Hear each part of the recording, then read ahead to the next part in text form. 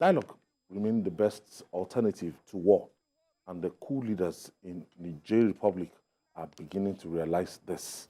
After meeting with the coup plotters in Niamey, the capital of Niger, some Islamic scholars from Nigeria said the leader has agreed to hold direct talks with ECOWAS to resolve the standoff. What was all this grandstanding about at the initial stage?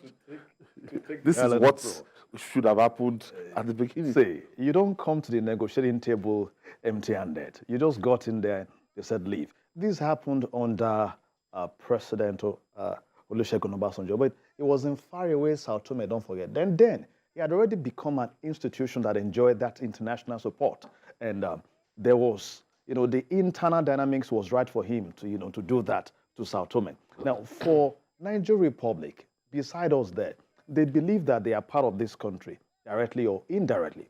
And so when the president of Nigeria said, gave that command, of course, it's a sovereign nation. And so they also wanted to, put their own standpoint on the table that know that we are sovereign and we can control our country by ourselves. But after a while also, they will, they will come to the table. That is the end point. But don't forget, all of this, whether the whether the ECOWAS or the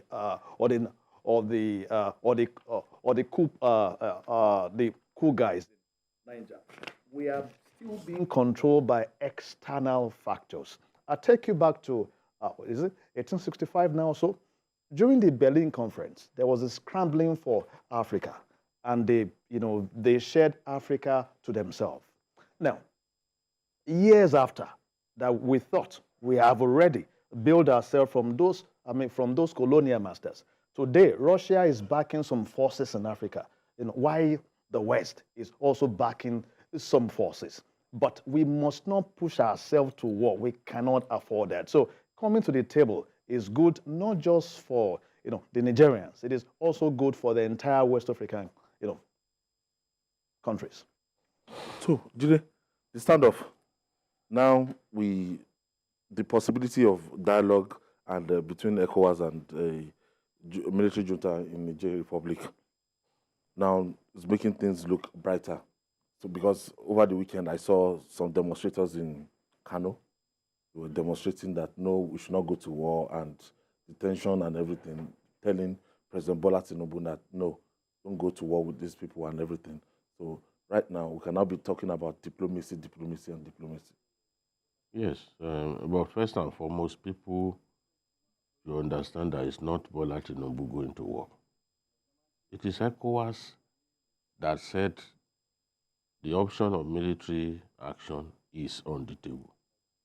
Why people are making it look like it's Bola Tinubu's war, it's Bola Tinubu's agenda. But when they did the past spending, when they brought the budget together, they say Nigeria, we are going to take 60%. It's always been like that. Yes, that's 60% of the spending. Not just in 60% of the contributions is going to come from Nigeria. That means we can decide to go to that we are the one bearing the brunt. You see, the point that I'm making is this is an ECOWAS resolution. Nigeria is one country in ECOWAS. The fact that we are privileged, we are richer than other states, does not make it a one-nation affair. It's not simply Bola Tinubu going to war or Bola Tinubu wants to go to war. Why do people reason like this? It's a resolution, and even the AU now has said that they support everything that ECOWAS has done. So it has even become partly an AU affair. The larger house. So what I quarrel with is trying to make it look like it's Nigeria that wants to go to war with Niger Republic. No, that's not how. It's just like saying that, oh, because Syria was a neighbor of Iraq during the Gulf War, Syria contributed about 50,000 troops. It's just like saying Syria going to war with Iraq.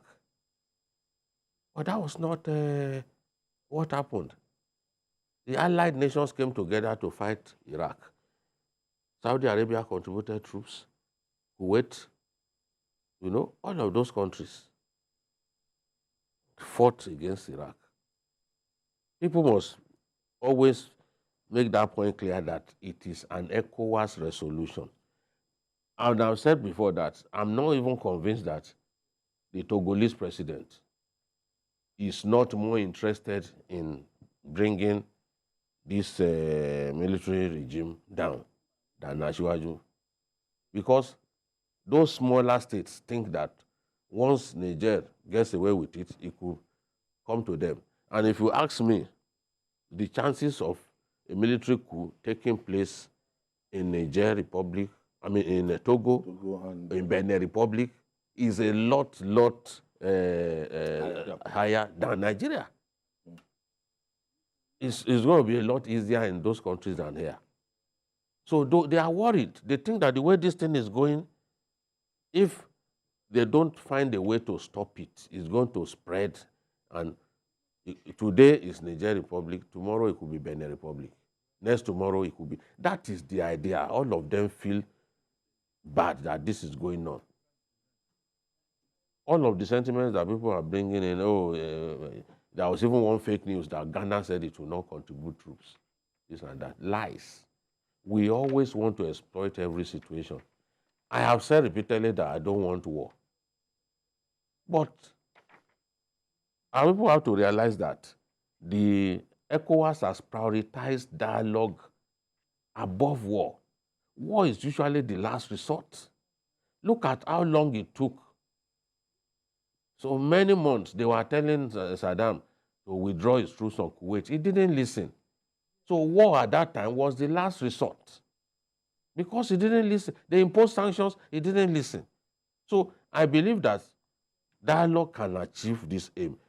As I've said before, Niger Republic is a country almost entirely dependent on Nigeria. Nigeria has had to even help them pay salaries of workers in the past. Some of their presidents have lived in Abuja there. When they left office, they lived in Abuja at Nigeria's expense. It's a landlord country, failed state. It's been a failed state for years. So no one wants to see war, because when you start a war, you don't know where it will end. You know, I don't even want war. I'm convinced that the Niger Republic, when it comes to warfare, with what they have at their disposal, they can't go to war. They are too weak to go to war. What have they got? They are saying that they close airspace. I can tell you today they don't have that if we want to send to Kano, they will breach. They don't even have air defenses. They are complaining that France breached their airspace. Maybe you said shoot down French planes now. Let us see. You know? So let's apply a little more pressure. Maybe, just maybe, these guys will give up and allow this. But I know that at worst, they are going to, when they start talking, they will say, oh, we are going to do short transition. That short transition, you will just see that 2 years. They want to sit tight. Yeah. They are threatening to prosecute President Bazoum. Yeah. The former president, the ousted president, that they want to prosecute him, charge him for high treason. Now, if they do that, what will that do to the peace talk of the negotiation? Nothing. It is part of increasing their stake on the negotiating table. That okay, we'll drop this. We'll drop these charges against him when they get to the table. It's in preparation for talks. See, what the ECOWAS is scared of, just like he said, is the bushfire effect from the very first coup in Egypt to the very first one in West Africa in 1963. Now, coup became something common. It was going from one place to another. So that is what they are trying to avoid. But we must also look at the internal dynamics. If the civilian authority would also ensure that the military stay in the barrack. We must promote good governance. You know, Mao Zedong say that the party would always control the gun, provided that your people can be with you.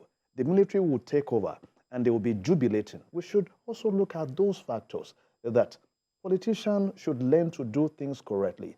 Whatever is doing to the president, is simply to increase the stake on the negotiating table, nothing more. All right.